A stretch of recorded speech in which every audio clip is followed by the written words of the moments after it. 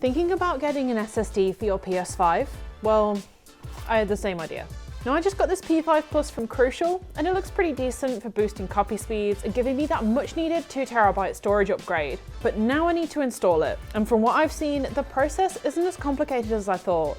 So I've just taken it out of the box and I'm relieved that it already comes with the heatsink attached, so it is as simple as plug and play. But first, let's take off the faceplate on the PS5.